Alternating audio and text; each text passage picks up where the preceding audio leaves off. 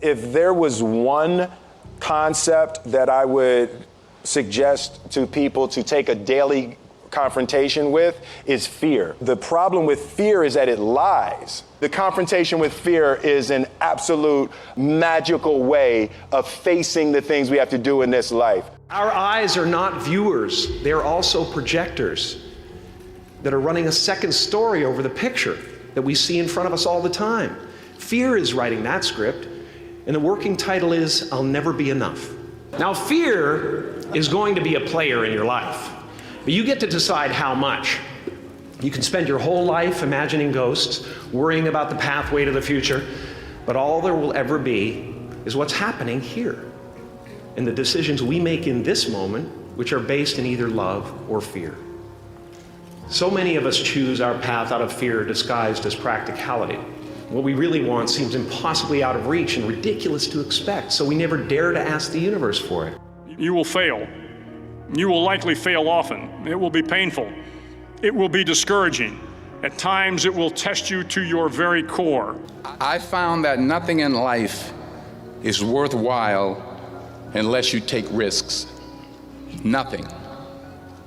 Nelson Mandela said, "There is no passion to be found playing small and settling for a life that's less than the one you're capable of living." Every failed experiment is one step closer to success. You will fail at some point in your life. Accept it. You will lose. You will embarrass yourself. You will suck at something. There's no doubt about it. I'm telling you, embrace it, because it's inevitable. You realize that the point of maximum danger is the point of minimum fear. It's bliss. It's bliss. There's actually no reason to be scared. It only just ruins your day. Loss is bound to joy. Like pain and suffering are bound to joy. The being able to survive something is actually a big part of being able to find that next wave of joy. And then in that moment, all of a sudden, where you should be terrified is the most blissful experience of your life. And God placed the best things in life on the other side of terror. On the other side of your maximum fear are all of the best things in life. But do you have the guts to fail? If you don't fail, you're not even trying. To get something you never had, you have to do something you never did. Imagine you're on your deathbed, and standing around your deathbed are the ghosts representing your unfulfilled potential. The ghost of the ideas you never acted on. The ghost of the talents you didn't use. And they're standing around your bed, angry, disappointed, and upset.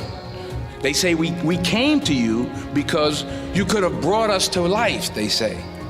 And now we have to go to the grave together. So I ask you today, how many ghosts are going to be around your bed when your time comes? You can't connect the dots looking forward. You can only connect them looking backwards. So you have to trust that the dots will somehow connect in your future. You have to trust in something, your gut, destiny, life, karma, whatever. Because believing that the dots will connect down the road will give you the confidence to follow your heart, even when it leads you off the well-worn path. And that will make all the difference. Your need for acceptance can make you invisible in this world. Don't let anything stand in the way of the light that shines through this form. Risk being seen in all of your glory. While it may be frightening, it will also be rewarding. Because the chances you take, the people you meet, the people you love, the faith that you have, that's what's going to define you. Know that life is not fair and that you will fail often. But if you take some risks, step up when the times are the toughest, face down the bullies, lift up the downtrodden, and never, ever give up. If you do these things, the next generation and the generations that follow will live in a world far better than the one we have today. And what started here will indeed have changed the world for the better. You are ready and able to do beautiful things in this world. You will only ever have two choices, love or fear. Choose love, and don't ever let fear turn you against your playful heart.